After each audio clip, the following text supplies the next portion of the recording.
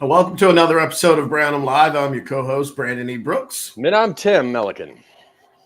Thanks you all for joining us. Everybody that's going to watch tonight. We have a fantastic guest, an artist, actor, producer, director, and many other things that we'll talk about tonight. But before, we're going to unpack some business about our Atlantic City Celebrity Convention. Tim? Yeah. So thank you, Brandon. we will.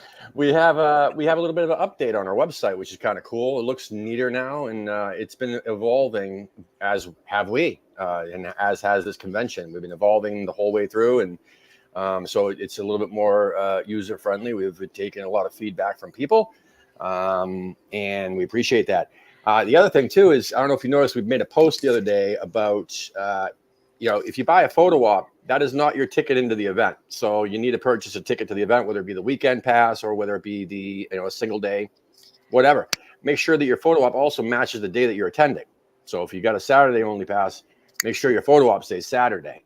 But anyway, we had the website changed so that now it's not going to allow you to purchase photo op unless you have a ticket already to the event. So, just makes it easier for everybody and helps you to not forget to purchase a ticket to the event, which is kind of cool. There's a couple other things. We we still have some vendor spaces available. So please reach out. Reach out to, we got Bianca at brantiment.com. You can reach out to info@tim@brandon@ whatever. Just if you want to be a vendor at our convention, you just need to let us know what it is that you wish to vend and how much space you need, and then we will send you the link, a secure private link to pay, and we'll lock you in, and that'll be fun. And then a week prior to the event, you'll get email instructions on how and where to load, including a nice little video that our friends over at the Sneaker Gala that made, basically instructing you exactly, showing you where to load in, where to load out. So that'll be fun. Also, we're still looking for some sponsors. That'll be great if we could, get your company logo either in our program or on, banners inside the venue. You can sponsor a panel. You can sponsor a celebrity if you choose. You could sponsor, pretty much anything, the welcome convention and so on and so on. But I think that's it. So just, make sure you're following us on social media. Make sure that if you're watching this video, you click the subscribe button and you hit the like button. If you're watching on Facebook, just like, love, and share, please. And spread the word, because there's still a lot of people who don't know that we're even doing this yet. And so please let everybody know that we're doing this. And you should just share your love for all the different celebrities that we have, buy your photo ops, et cetera, et cetera. And go to brantim.realms.tv. And I will post this little banner here for you to, you can screenshot this, whatever you want to do. But get your tickets at brantim.realms.tv. And thank you. Awesome. So, like I said, we have another fantastic, multi-talented guest. He's an actor, going back to some favorite films like Rock and Roll Nightmare, Zombie Nightmare, and here he is right here. And also an amazing artist. That's some of his artwork right there. So, amazing. Without further ado, the fantastic Frank Dietz. Hey, Frank, how are you? Thanks good. How you guys doing? Good. Thanks for joining us. Thank you. My pleasure always, man. Awesome. So my first question for every guest that comes on is we started to start. So tell us how you got started in this crazy business back when. Wow. I knew from when I was very, very young that I wanted to be part of the particularly the horror business, but the film business in general. Mm-hmm. I saw Abbott and Costello meet Frankenstein when I was like 6, and it blew my mind. And I knew even back then, it was like, I don't know how they do this stuff, but I really want to do this, But I lived in, New York. There wasn't as much going on there as it would be like in LA. I didn't really know like how to get in touch with people that would make things and so forth. And it wasn't until I was in my like mid-20s or so that even though I still like just desperately wanted to do this, I didn't have a foot in any kind of door. But then an old friend, a childhood friend, John Fasano, called me up almost out of the blue and just said, hey, I wrote this horror movie and they're going to be making it up in Montreal, and there's a part I think you'd be good for. and would you be interested in auditioning? I was like, yeah, I definitely would. And so I got this part in this movie, which is a zombie nightmare. Poster is right there, and that was the door that got me in and got me started, and I made 3 other movies with John Fasano after that, all of which have now become kind of cult films, which is wonderful. I'm loving it. Just part of the reason I'm going to be at the upcoming Yeah. convention is because of those films. So Yes, that's true. My love for those films. Oh yeah. I love those movies, and there's Adam West. Oh my God, he was so awesome to work with, and especially for my first movie. To play opposite my childhood hero. Yes. You know, I'm like, you told 7-year-old me, hey, you know what? You're going to be in a movie with Batman, and you're going to be like in all of the scenes with him. Yeah. I'd be like, right. But though I have such love for those movies, and they really led to everything else that I did after that.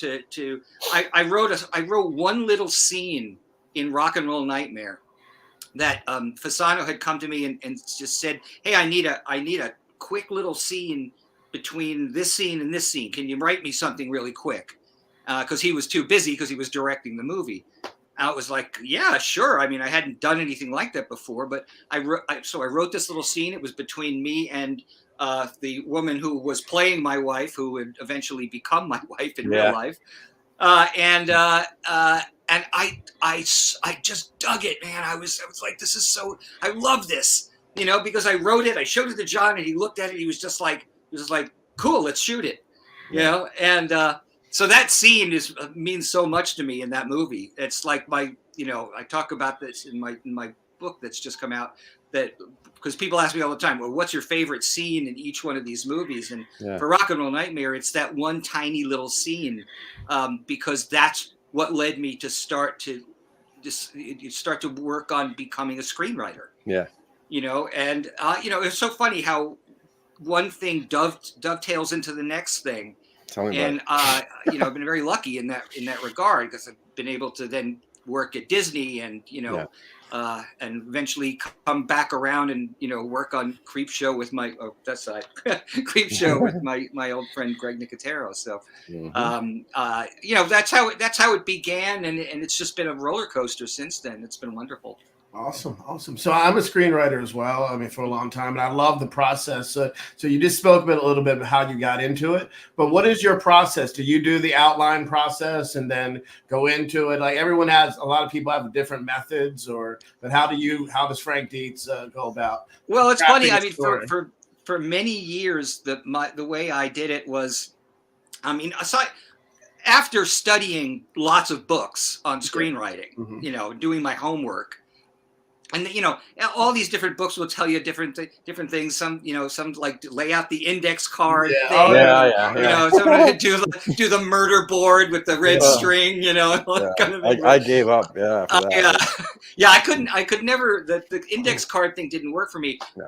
What I did for up until only a few years ago, I had it was kind of like in Misery, like James Caan had his routine things, right? Like that. Oh yeah. So my thing was one of those yellow legal pads. Oh yeah. And a regular pencil, and I would just start handwriting the outline, and it would go, and it was great. It would go all over the place. Sometimes I'd end up I'd be stuck, and there'd be a little drawing of Frankenstein on there that would have nothing to do with the script I was writing, But there was something about that process, and I don't know if it was just the tactile thing of holding that pencil, and because I'm an artist also, maybe that's part of it.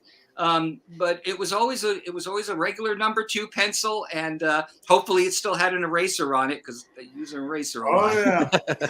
And that yellow legal pad, and I would map out as much as I could, and sometimes I would jot in a little, if there was a little bit of dialogue that had popped into my head that I definitely wanted to use, or at least attempt to use. sometimes things change as it goes along. Yeah. And actually, that gets to what I was about to say, which is that I wouldn't write out the end.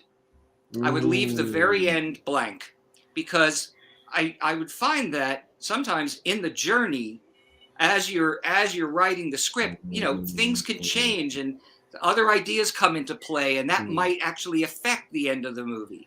So so I'd always leave that blank until I got to it in the actual script, and then just sort of at that point, if you're lucky, the script should be kind of writing itself, Yeah. And I put my faith in that, and most of the time that's how it worked out. It worked out well. So one more screenwriting question. I grew up at a time in the 70s where I was a huge Bruce Lee fan and like the Shaw Brothers Kung Fu movies. So moving into like the 80s, 90s, there's a lot of the B action movies. So I was a huge like Street Justice, Brian Genesee and Gary Daniels films. So Cold Harvest, I know you screenwrote. How did that come about? Because that's, again, a film that I remember. It had more of a kind of a Western-y feel to it, but it had the Kung Fu stuff that I love too, between Gary and Brian. So I had written a script. It was my very first pro gig, actually. Feature gig was for this director named Lyndon Chubbuck. He had directed Naked Souls, which was the first movie that I did. Yeah.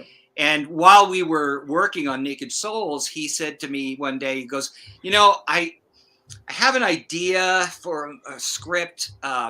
He goes, I don't really have a lot to it. I just know that it's about, it's like post-apocalyptic, and that there's a gene that's certain people have a gene that can save the world. And so all the bad guys want it. And he goes, that's all I have, except I have a title. He goes, I for some reason, I like this title, Cold Harvest. So so he basically made a deal with my manager, and I started to write it. And I essentially wrote the whole story. I made up all the characters. I made up every single scene. Oh, there was one thing that he wanted, which was in the original script. It's not in the movie, but that's a whole nother story. He had a scene, and I loved this, and I wish we could have done it, was he wanted to have a car chase inside of a warehouse that was filled with mannequins. Nice. I thought that's a great visual, man. Yeah. Because you don't know, like if you're hitting people or you're hitting mannequins or whatever when you're driving through there. And that was in the original script, but that script went through a lot of changes, and actually I talk about, there's a whole chapter in my book about what happened to that script, and it wasn't one of my favorite situations as a screenwriter. Although in retrospect, when I look at that movie now, I'm still happy about it. I'm still happy that it got made, and I love, and Barbara Crampton is one of my favorite people. She is so lovely. I didn't even know her back then, but I told the producers at New Image. I went to their office one day, and there was a stack of actor headshots. Oh, no.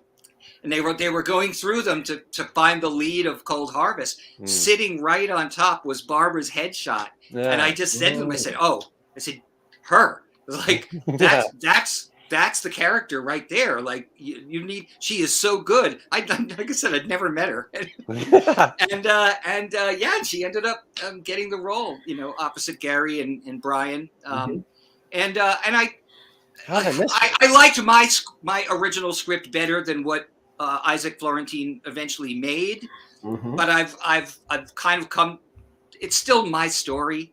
It's still my story, and it's a little more of his vision, because his vision was, let's make it a sci-fi Western.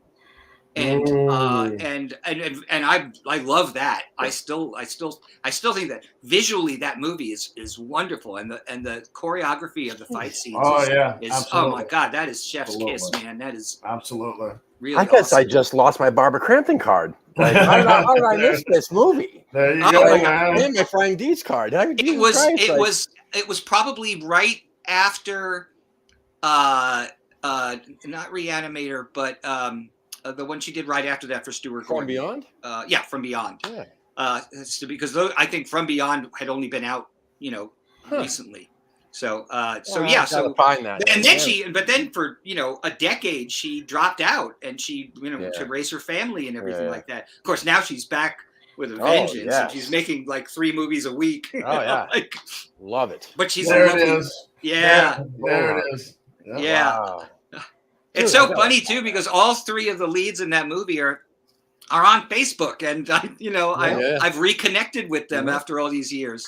Brian's a really sweet guy, and of course, I know. and I've been able to work with Barbara, not on film recently, but Barbara and I have done Scripts Gone Wild live shows Oh, together, which has been really fun too. Yeah, we were gonna. Well, we'll talk about that a little bit later. But before we get into that and other things, I did want to ask more about how did you get into animating business, like the animation business, and also Okay. yeah. I know that's a very common question I get, because it seems Yeah. like here you're writing these horror Well, I mean, movies. you're an and then- amazing and all of a artist. I sudden- mean, but how did you land that, or how were you Well, seeking it, or I wasn't looking for it. okay? I was happy screenwriting, and I was getting work. I was getting movies made. It was terrific. But of course, that is a freelance situation, right? As a screenwriter, you unless you get in a writer's room, which I wasn't involved in any television back then. It was all independent feature stuff. Yeah. So I might sell a script for a lot of money, but then I might not get another gig for 6 months, 8 months, a year, maybe. So my wife at the time was working at Disney in the casting department. She was casting like Hunchback of Notre Dame and starting on to cast Hercules. Okay. And she basically had started talking to the artists there, and she called me up one day, and she's just like, talking to the artists here, and this is something you could do if you were interested. And I was like, but how? Like, I don't know how to do this. I mean, I know how animation works, but I didn't have any professional kind of skills, required. And so I found out. I started taking classes at the animation union, which they offered to civilians that you could take it public. You had to pay for them, but still. And I learned very quickly how animation worked, how cleanup animation worked, which is what I ended up being in. But I had to submit a portfolio. I had to go through the same thing that everybody else would go through. Yeah. And but I was lucky because I had people telling me what to do and what not to do to get in. I knew exactly what that portfolio needed to be. Yeah. So one of the biggest rookie moves made by young artists who want to work for animation studios is they submit a portfolio that's filled with drawings of, like for Disney, drawings of Mickey Mouse and Donald Duck and the character Little Mermaid and whatever. Yeah. Because they think that's what they want to see, and that's the last thing that they want to see. They want to see that you know how to draw, not that you know how to trace. Right? Yeah. So what they want to see is they want to see life drawings, they want to see gesture drawings, they want to see animal drawings, anatomy. That's what they're looking for. They could care less about, Warner Brothers the same. They don't want to see Bugs Bunny and Daffy Duck. Mm-hmm. They want to see that you actually have the skills required to be able to be on the level of what is basically the best animation studio in the entire world. Yeah. So luckily I had that knowledge ahead of time. So when I submitted my portfolio, it was accepted, and I got into the training program. So that's the next step. Yeah. So I get into this training program, and I think I was I was probably in my mid-30s at the time. Everybody else in that training program, and there were like 20 of us, all of the rest of them were in their like early 20s. They were all right out of Cal Arts or some of the other prestigious art colleges, in California or other cities as well. And so I was sort of the old man in the group, it became like the elder statesman for all these kids, And it was wonderful. It was really fun. But they put us through the ringer, man, to learn this stuff because they needed artists. Yeah. Because Jeffrey Katzenberg had left Disney to go start DreamWorks down the street, and they were basically poaching artists from Disney. And this is the time when Disney's got all these movies lined up, and they're losing artists to we're going over to Jeffrey, who's offering them, more money and so forth, right? So this crew of newbies were coming in, and luckily we all passed the test, all of us. We all went in. Some of them went into effects animation, and the bulk of us went into character animation, like I did. Yeah. And they threw us right into the fire, baby. Like right on. Hercules was behind schedule. They threw us right onto Hercules. It was like day one, boom, you're on.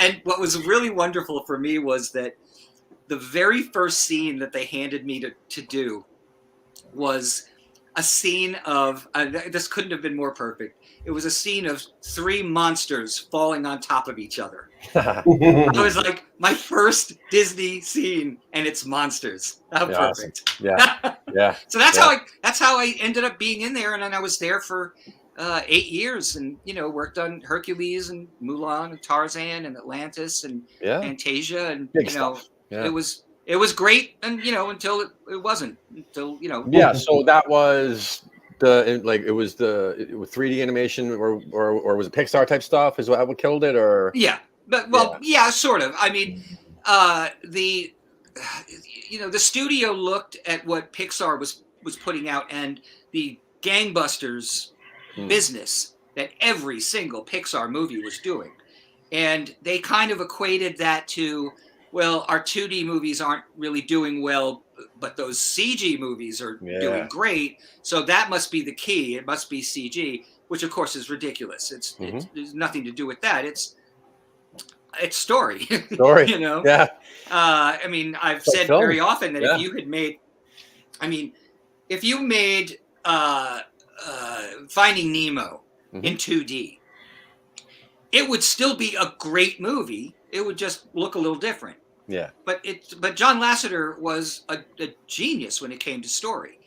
And that's inevitable, eventually why he ended up coming over to the Disney side to help.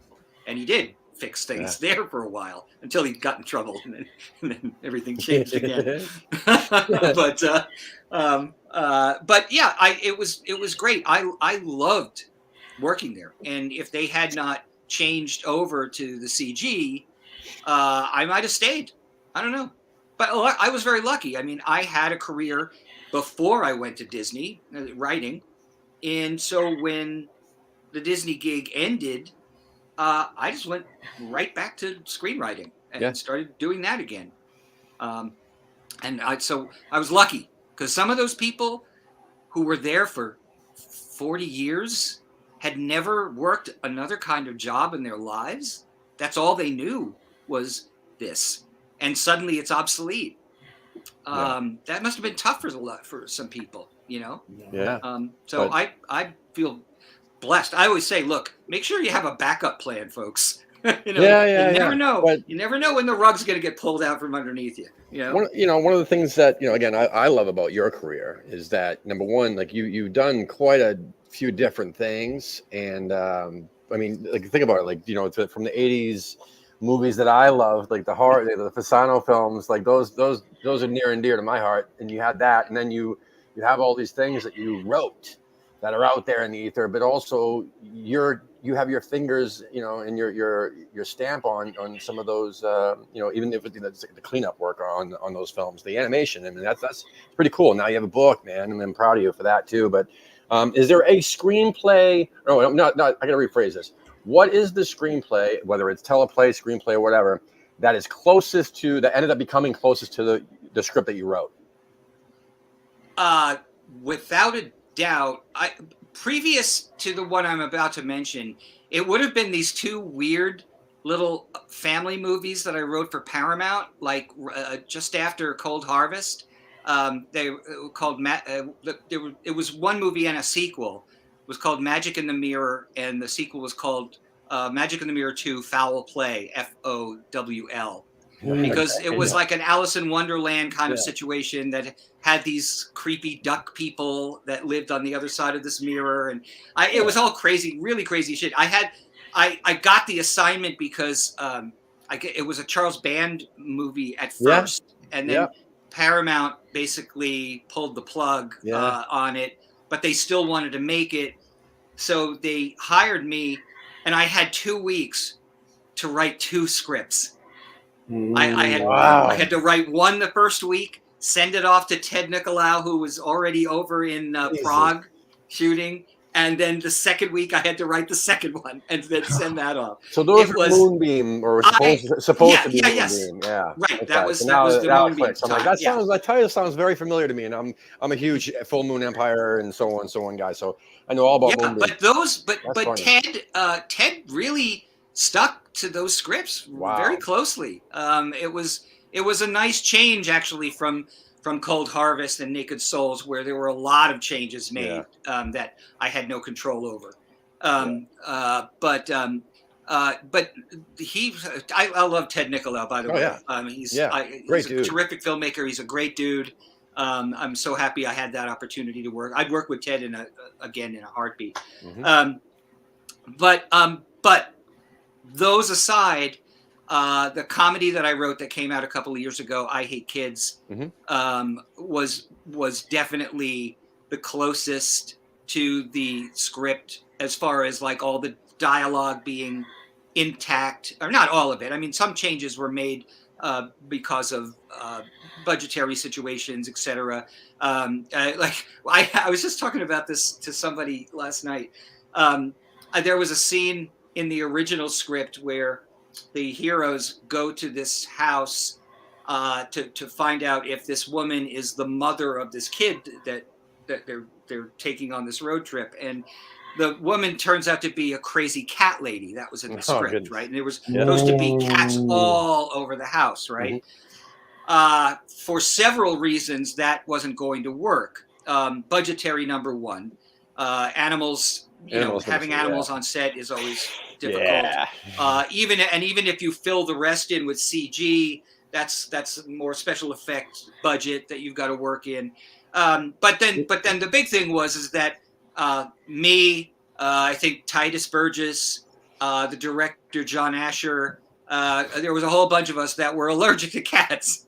That was going to present a whole nother issue.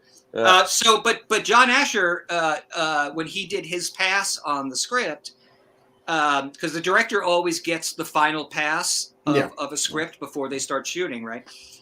He was so brilliant. He changed it to, and this is almost like a callback to the Cold Harvest story. He changed it from a crazy cat lady to a crazy mannequin lady who had this creepy house full of mannequins all dressed up. That's cool. Yeah, that she talked to like they were like real people and everything like tourist that. trap. Tourist trap. Yeah. Exactly. Yeah. And that worked out great, But it was also a pleasure because Asher wanted me on set every day, which was very unusual. Because he wanted to be able to consult with me on scenes, and there was 2 occasions, and I loved this. This was so authentic screenwriter shit. There were 2 occasions where John came to me and he said, "Hey, just like Fasano did in Rock and Roll Nightmare," he goes, "I need a bridge. I have this scene, and I need to cut away. I need something here. It doesn't need to be long, like a half a page or something that we can shoot quickly." And the coolest part about that was I had my actors right there on set. So like I wrote out this scene. There's a scene between these 2 sisters played by Ray Seahorn from Better Call Saul and Rachel Boston. Nice. And it was so great because I wrote the scene out, and then I was able to go be like, Rachel, come here. I was like, come here, read the scene. And they would read it, and I'd be like, okay, that works. And then I'd show it to Asher so that he could, he could approve it or make changes or whatever. And both times that I had to do that, he didn't make any changes. He was just like, oh, this is great. Let's go. Awesome. And so that was a great experience. And the fact that the movie when I watch that movie, I'd say that is 85% me. Cool. Well, I should me and Todd Traina, because I did write the original script with my producing, sometimes writing partner, Todd Traina, who I owe a lot to, by the way. Cool. He was the first person to contact me when I left Disney. Almost within a week, he called me up and he was like, you wouldn't happen to be available to write a script, would you? And I was literally like, just left Disney. I was like, yes, as a matter of fact, I am.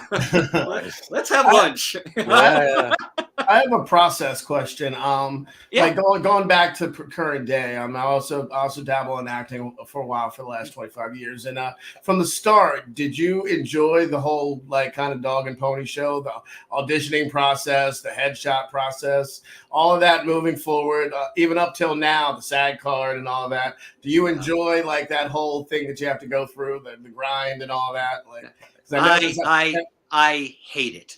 Me too. I despise it. I can't. I have never. Say they love it. Yeah. I have never. I've just never had the visceral stamina for it. I have friends. I have a lot of working actors. Brian Howe and Jim Beaver and these guys who it's just natural to them. It's not a thing. They go in, they audition, they get it or they don't get it. You know what I mean? Yeah. But I struggled with it. I didn't like it at all. And it's funny. I remember auditioning when I was first out in LA.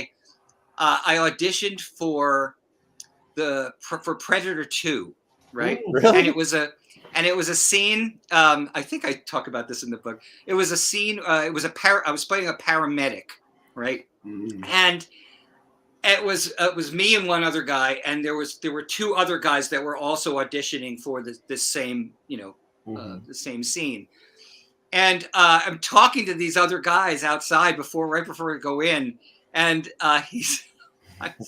the guy says, "Hey," he introduces himself as Richard Crenna Jr. And I went, Richard Crenna Jr. Richard Crenna.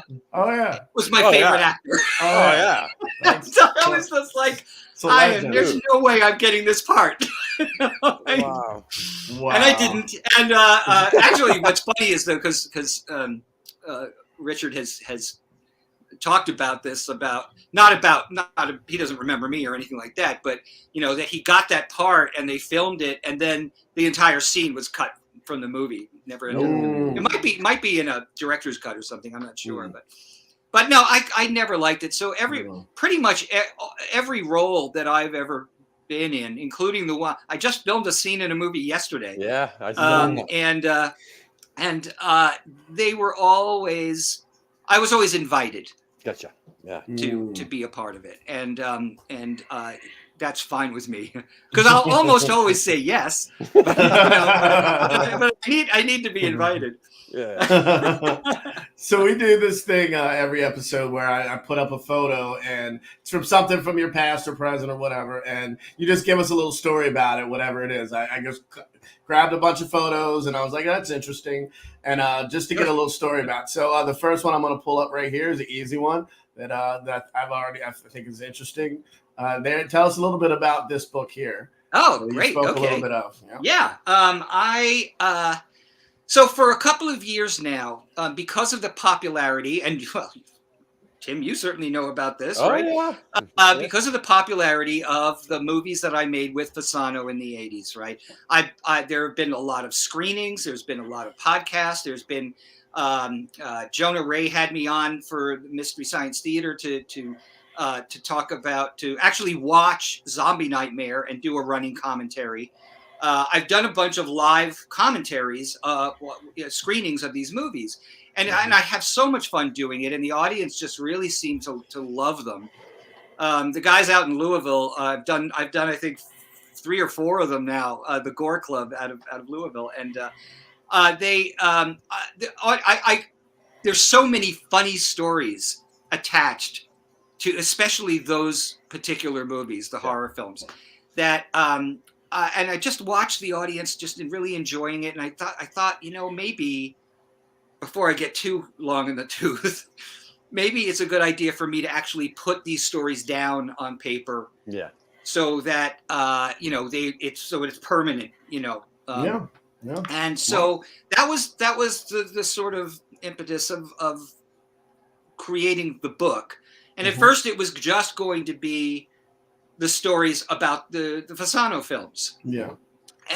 But then as I was writing, so I basically wrote the middle of the book first. Okay.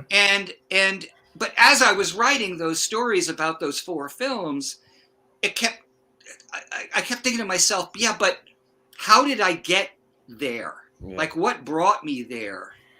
What brought me to that point? And I felt like I needed then to tell that part of the story, like how I grew up as this, pretty much lonely, afraid of everything in life kid that just loved monsters and watching monster movies, to the point of me actually making monster movies and being a part of it. And then I thought, well, what did those 4 movies then lead to? Yeah. Which, of course, they led to everything else that I've done in my career. So I decided I'm going to just tell the whole story up until now. And Awesome. I had published, my art books previous to this, and that was pretty much self-published stuff. Yeah. But I didn't want to do that again. Oh, there's one now. Yes. That was self-published. But I didn't want to do that again. I really wanted to have like a legitimate publisher this time. So I found this one publisher, and I sent them a chapter. The name of the chapter was Adam West versus the Mosquitoes. And the guy read it, and he came back to me right away. He said, "I love this. I want this book. I'm going to send you a contract tomorrow." Awesome. And that was great, except the thing was, now I actually had to finish the book. Oh, yeah. That's awesome. So then I had to really dig in, and I spent the next, 6 months working on it almost every day. Awesome. And it was really different for me, because I was not. I mean, yes, I've written screenplays and I've made books about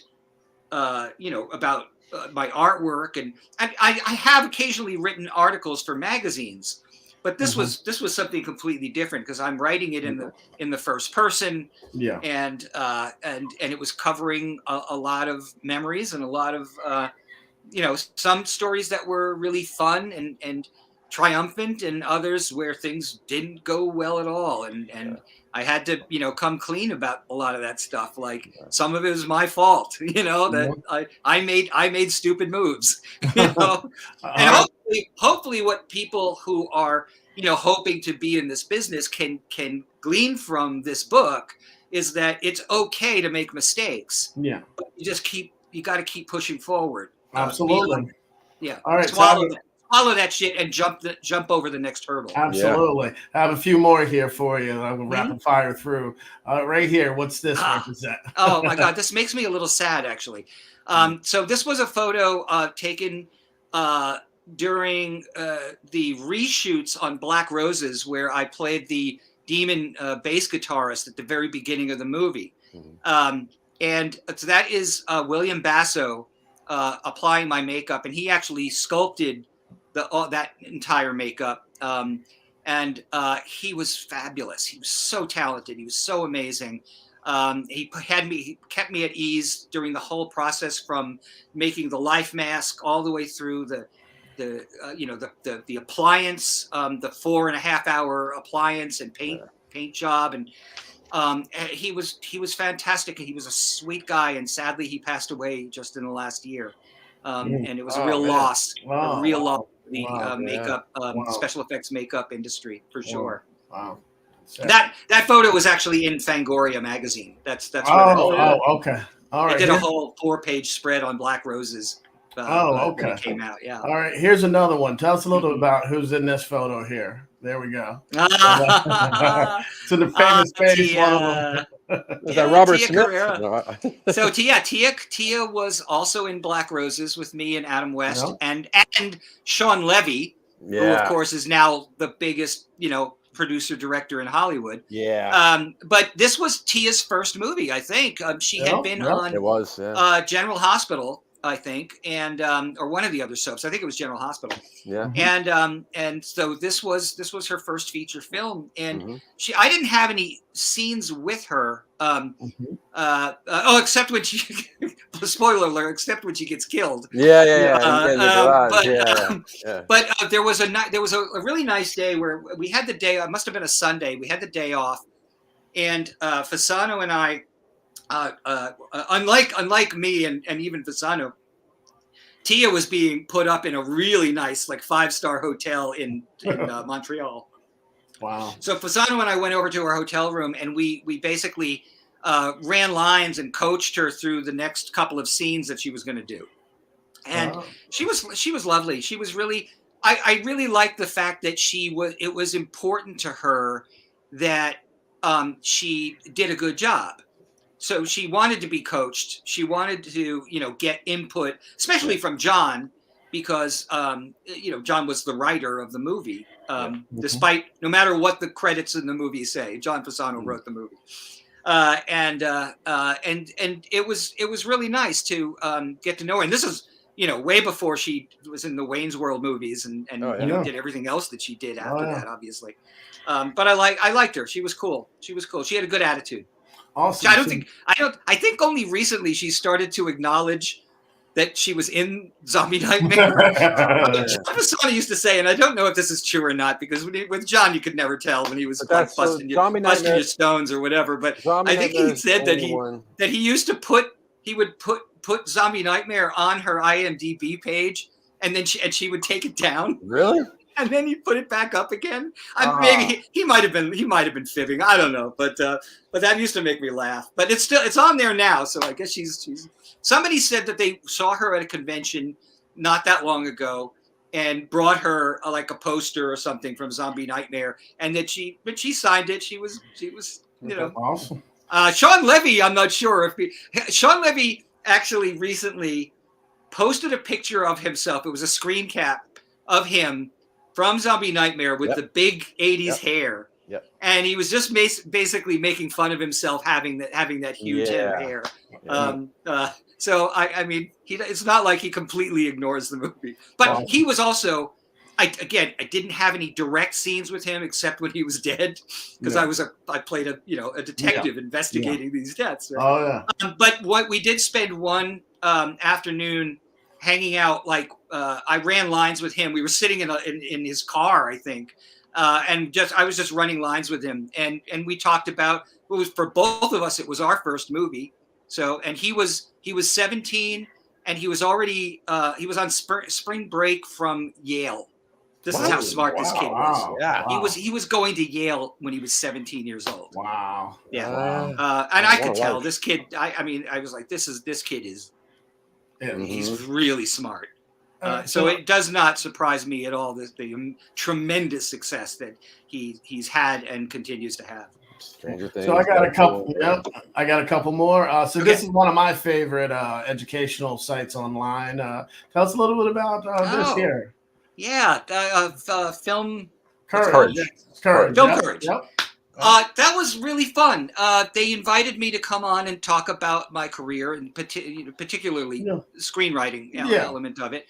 And it was supposed to be a 1 hour, come in, talk for an hour, and leave.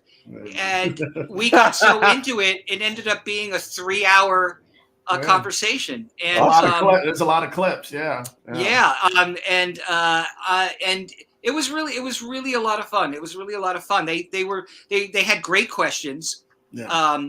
And I felt like they really knew what their audience needed to hear. Yeah. And so I had a lot of fun. We covered a lot of ground in that 3 hours. There is a lot of. I mean, I'd like to think that the information I put out there is helpful to at least some people. I mean, everybody's different. Everybody works differently and everything. Yeah. I just talk about, as I was talking with you about Brandon a little earlier, just my process and what works for me and so forth. So. And that's what I always find interesting about it. It's all different perspectives from different writers or writers or whatever, but it's people who are in the grind, that are in it. So they can tell you the horror stories, they can tell you what works, what they think doesn't work, but it's still everybody's perspective though. So you take what you get from it. So I've always loved it for years. So that's why I love to get together with other filmmakers and sit down and talk, tell what we call war stories. The things that went great, the things that didn't go great. Absolutely. So I got one more pick here, and this is an interesting one. Tell us what this is. Here. Yes. Little blurry, This is me playing a government man, Reed Papin, fighting the Graumanopodon in Larry Blameyer's The Lost Skeleton Returns Again, which was the sequel to his first film, The Lost Skeleton of Catavra. Larry and I became friends after he had made Trail of the Screaming Forehead, and we hit it off really well. And then he told me one day, he called me up and he said, "Hey, I'm about to make a sequel to Lost Skeleton." He goes, I have a part that I think that you might enjoy playing. He said, "Do you have any recent film of you acting?" And shit, man, all I had was Black Roses and and the Jitters, and I was like, shoot, do I? And then I realized that I did have one thing, and that was Bob Burns's Halloween show of The Thing from Another World, where I got to play the part that Kenneth Tobey played in the original Thing from Another World movie. That was a live show that we did Halloween in 2002. And it was something that it was super cool, but it was a live show. But thankfully, they filmed it, so I had that footage. So I sent that to Larry, and he called me. I remember I was in my car, and he called me back, and he said, "I watched this. That's exactly what I needed to see. I want you to play Reed Papin." And I was so lucky I didn't crash my car. I was so excited because I had seen his previous movies and I loved them. I thought they were so funny and so clever, and to be able to actually then play in that sandbox was really a lot of fun. Really a lot of fun. So before we get into the Brandon's final question, I do want to ask about your experience with conventions. So you've obviously done a bunch. I mean, but yeah. So and also, what excited you about this con? Have you ever been to Atlantic City before? I know you're from New York. What are your memories of that and so on?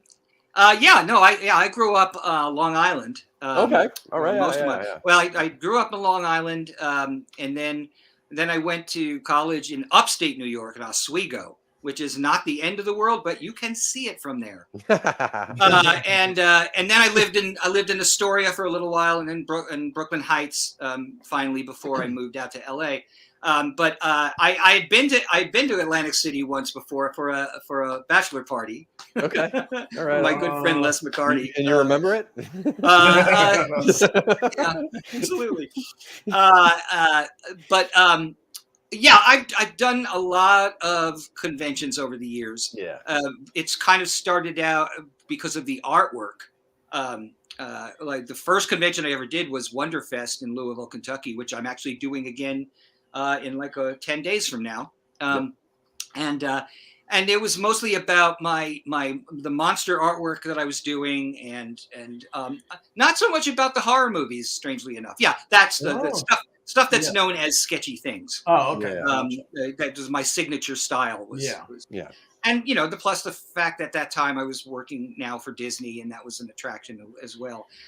So my fan base started in Louisville, and those people to this day are like family to me. I can't wait, in the next weekend to go see them again. But then other shows started contacting me. So I did Monster Bash in Butler, Pennsylvania, and Chiller in New Jersey. Oh, I did a lot of Chiller shows. I did Spooky Empire down in Orlando for Petey. There was one in Vegas for a couple of years called Imagination that I did. And then, of course, the local ones here in LA, some of which don't exist anymore, but Elliot's Elliot Brodsky's Monster Palooza and Son of Monster Palooza is still going strong. Oh, yeah. In fact, I'd be going to Monster Palooza, except that it happens to be the same weekend as the Wonderfest. Well, so. but you know what? Though we've been told, like, and again, this sorry to sidebar here, but this is about convention. So, we were getting a lot of complaints that we chose to do this event the same weekend as San Diego Comic-Con, and I'm like, is that a convention where you get autographs, or is that a convention where you watch new shows and panels and cosplay? Yeah, I mean, there are. I did Comic-Con once when we were promoting Larry's movie. Yeah, and like if you're promoting something, you know what I mean? Yeah. That was. I mean, that was basically they brought me down there, and then I did it. I did it again when Trish Geiger and I had our Beast Wishes documentary in the film festival there at Comic-Con. But I don't honestly, I don't usually go because number one, it's a giant petri dish. Yes. It is just so crowded and just. Oh my God! I don't mind crowds so much, but that's out of hand, man. That is 50,000 people or whatever it is, and so I only go to Comic-Con if I have a reason to go. If someone is sending me there to do a signing or to if my film is in the program or whatever like that. I don't know. I didn't look at that. I feel like I can't understand that it would be that big a competition. No, it's because you're on opposite sides of the country. Number one, and I think what you're saying is right, Tim. Is that Comic-Con is really more about promoting shows new now. Stuff. Yeah. It's certainly changed over the years. It's not really. I mean. Some people have actually gotten kind of fed up with it because of that it's not really about comics anymore. It's more about pop culture and so forth. And fine, that's what it is. That's what it is. I don't really know how much of it is autograph driven, honestly, because there are lots of autograph shows. Out here, they're all over the place, honestly, right? So I can't imagine that's really an argument to be had. No. But there are people that I guess apparently that they make it like a thing every year. They save up and then they'll go from the East Coast over there, whatever. But that's not our thing. That's not. And again, we wanted to be slightly different anyway. So this isn't like your typical Comic-Con per se. Yeah, there's going to be vendors there and they'll be doing stuff. But this is a celebrity con. It says it in the name. Where like we are emphasizing the guests. The celebrity guests, the talent, so that there's something for everybody, and I think that that what your show is going to be is so different from actually a lot of the shows that are out there, and I think there's a great there's a great place for it, and I like the fact that your guest list is so diversified. A lot of the shows, especially your show isn't a horror show per se, although you do have a fair amount of horror personalities there. I see a lot of them throughout the country that have pretty much the same roster. Yeah, exactly. And that's great. A lot of those people are my friends, and I'm very happy for them that they. But Melissa Rose does a convention like every single weekend. It's crazy. You said it. And I adore her, by the way. Yeah, she's great. Yeah. Yeah, it's but true. I think that the way that you sort of spread out the various interest areas is very smart, and it will make that was number unique. one. So that was number one. Number two, so spreading it out was number one for us for this first one. Like obviously we're gonna so the following July is going to be more action and crime show themed celebrities primarily, but we're still going to have bits of everybody as well. But this one in particular, we said this is going to be like our WrestleMania con. This one that we're going to do is going to be like completely a wide array. But also we want to focus on people who you don't see in the market a million times. Yeah. They can do a bunch of cons, that's fine. But just we want to limit the amount of people you've seen at the very least in the market. Yeah. There's maybe one or two people who have even done Atlantic City before, conventions in Atlantic City, whereas some of not even half, I'm sorry, maybe a third of our guests, it's their first convention ever. Yeah. Literally. And then, even if I can say, even the guests that you have from the Walking Dead universe Mhm. are not necessarily the ones that you see at, doing a lot of conventions. Correct. Yep. And I like that a lot, actually. Yeah, we also wanted to focus on good people because we started Yeah. with some friends Sorry. of mine Yeah, that that's are number one. are good people, Mark Weber and Teresa Palmer, and then we just wanted to find people. There's even some friends of ours that are at other shows that unfortunately, like William Forsythe and Courtney Gaines, and people that are dear friends of mine for a long time that just have other like obligations that weekend. But they were some of the first people I reached out to and said, "Hey, I want you to be a part of this." But it was mainly like for us to people we want to work with in the future that we haven't. Yep. And also just good people that we know are going to Good come and people. all get along and have a synergy and like have a great time for the weekend. Yeah. No, I think it's smart. I think it's I'm sure looking forward to it for sure. Yeah, we are too. So we're also going to mention here too. I don't know if we mentioned in the original post as well, but also our Walking Dead post that you're going to be hosting the Walking Dead panel. Yeah, you're going to be. That's going to be fun, and I hope you're excited for it. Oh my God! I love moderating. I get a real kick out of it, and I like to do it. I like to always pose questions to the people that I'm talking to that are not the questions that they get at every single Q&A. I recently I moderated a sleepaway camp reunion at Son of Monster Palooza, and I hit them up with questions they had never had before. And when it was all over, they all came up to me and said that was the best one we've ever done. Like awesome, cool. I like to just throw in surprise. Like, so for Sleepaway Camp, I had heard that Felissa, when she auditioned for Sleepaway Camp, that the director gave her a candy bar and said, "I just want you to eat this candy bar and look straight ahead while you're eating it," right? And so I said to Felissa, while we're on stage, right? So I heard this story about you in this candy bar. Is that true? Is that a true story? And she said, "Oh yeah, it's definitely true." I said, "Well, I bet the audience here would just love to see that." I pulled the candy bar out and I handed it to her and had her recreate it, right? That's great. That's the kind of stuff that I like to do as a moderator, just to keep things really fresh and keep the people, that are being, because a lot of these people have been asked these questions over and over again. Greg Nicotero obviously is an old friend of mine. We've known each other for 25 years. So I know exactly what questions to hit him with that are going to be interesting for him. Yeah. And not just be like, not the usual, how did you get involved with The Walking Dead?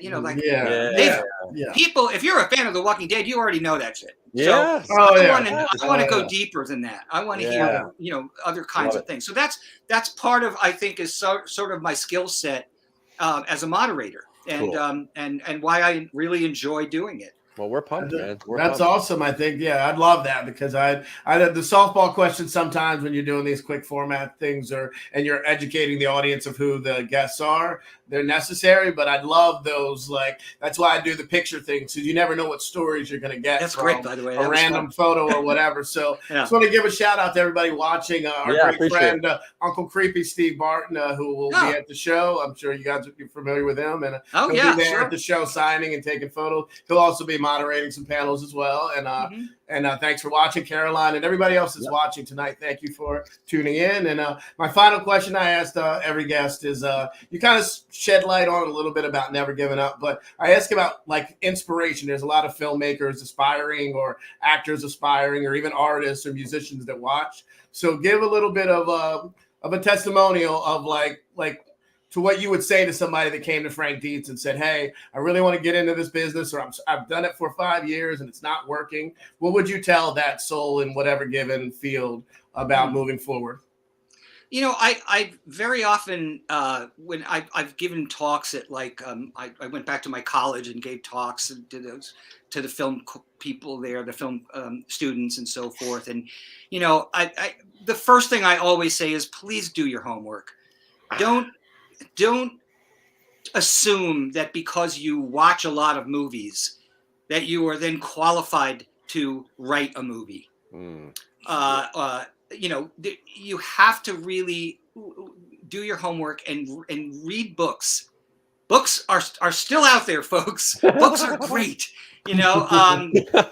And there's tons of great books. There's great books on screenwriting. There's great books on filmmaking, on cinematography. It's all out there to have. There's great books. Or maybe this book would be That book right there. There's books out there. Yeah. you know, it's really important. I'll tell you I'll try to make this story as quickly as I can because I know we're almost out of time. But when I came out to LA, I had these 2 scripts I had written, and I made all the rookie moves. I sent them to agencies, and they came back unopened because they would not open up an unsolicited screenplay, right? And I was getting very dejected. I was doing PA work and other shit like that. But what I wanted to do, I wanted to be a writer, and I was getting very frustrated. And I started to wonder if I had made a mistake. If maybe I came out here too soon. Maybe I should have, you know, waited a little longer, and you know, or maybe this just wasn't meant to be. And right about the point where I was starting to think like that, I had a chance encounter with a man named William Asher. And I was thrilled because William Asher is a legendary director-producer. He directed almost every episode of I Love Lucy. He created the show Bewitched for his wife at the time, Elizabeth Montgomery. Yep. He directed the Beach Blanket movies with Frankie and Ned. Yeah. And this man is a serious legend, and I met him, you know, on a by luck, really. And I told him my tale of woe, you know, and he listened to me, and he said, well, you know, he said, I'll read your scripts, and I was like, okay. Right? So he took them, met with him a few days later, and he said, well, this first one, he says like, he said, I didn't love it. He goes, he said, it involved magic, kind of a magic. And he said, I produced a TV series about magic for a decade, and I'm kind of over it. He said, it's not that it's badly written or anything like that. It's just the subject matter kind of turned me off. He said, but this one, the second one, he was like, this is terrific. He said, I loved every minute of it. The characters are great. The dialogue is you know, crackles. It's funny. It's got good action in it. He said, this is a very, very, very good script. He said, if this is a real indication of what you're capable of, don't quit. He said, stick with it. He goes, don't go back. Just trust me. Keep at it. He said, I can't personally do anything for you because I'm kind of retired now. I'm just doing consulting work really here. He said, but just believe in yourself and hang in there. Right. And he was right. I would say within 4 months after that conversation, I ended up getting my first manager. And from there, I got Naked Souls, and I got Cold Harvest, and I got Magic in the Mirror, and so forth, right? And then the beautiful thing was, the follow-up to that story is that 20 years later, just by coincidence, the person who directed I Hate Kids was John Asher, William Asher's son. Which was really amazing. Amazing. That's amazing. Funny how that works, isn't it? I love that. So do your homework and hang in there. Stick with it as long as you can. And also have a backup plan. I love that. I love that. Shout out to William Asher for being a mentor, because I think there's not enough of those people that actually give time, that have the experience. I actually had the similar story to yours with the great Victor Miller, who was obviously Friday the 13th and various soap operas and different things. I reached out to him on LinkedIn blindly when I was probably 20 plus years ago. And 2 months later, I got this message. Wow. And then I said, he said, send me your best horror script. Send it to him. 2 weeks later, he sent me a long critique and a lot of great things in it. And he basically said, this is good, and here's a couple things that I would steer clear of as far as like structure. But he said, keep at it. This is great. If you ever need anything like anymore. And again, over the years, it's been a while, but again, that was very inspiring to a young screenwriter that was just starting out. And so thanks to Victor Miller for doing that for me. So and sometimes that's all you need is Yeah. to have that one person Mm-hmm. tell you yes. Yeah. Yes. Yep. Yeah. Yes. You're not. Yeah. Yeah. There's a lot of no's or a lot of no Yeah. responses Yeah. by different people, but again, that he took the time and sent me multiple messages about. Even read another script of mine and like that even more. So again, it's just those little inspirations when you're starting out from people who have done it, who get paid to do it. That set me on a path to becoming a professional screenwriter that gets paid to do it. So again, I attest that to Victor Miller. So just like you said with the great William Asher. So all right. So where can people find you on social media, Frank? That I want to reach out to you. I'm all over the place. I am on Facebook as just Frank Dietz. I am on Instagram and on X. Stupid name. Yeah. I am on there. I am the Frank Dietz because there were other Frank Dietzes apparently. One of them was a linguist in Germany. Weird. But yeah, and then my website is sketchythingsart.com. Sketchythingsart.com. Awesome. Yeah. Well, we can't wait to see you. We can't wait to have you. I can't wait to finally meet you, my friend. I know. I'm very excited about that. Been here a bunch of times. We've done these together a bunch of times, but nice to meet you, my man. We're gonna be back on Thursday. What are we doing there, Brandon? Well, to be continued, but we'll announce it tomorrow, though. Yeah, we have a couple things. Stay tuned, and Frank, thank you for your time. Without further ado, the great, multi-talented Frank Dietz. Thank you for giving us some of your time tonight, my friend. My pleasure. If you haven't watched this movie here, and a lot of the other right there, or this movie here, that's whatever, or this movie here with the great Adam West as well. Check them out. And hey guys, I'm gonna. By the way, I'm gonna bring the Johnny costume with me. So if any Black Roses fans wanna wear the vest or have me wear the vest. Oh, you know I am. Come to the table. Oh, you know I am. That's a Tim Melican photo op. Out of my way. And Uncle Creepy commented on your poster back there, your Creep Show poster. So he said, So make sure you have some of those on your table. Yeah, definitely. All right. Without further ado, the great Frank Dietz. Have a good night, Frank.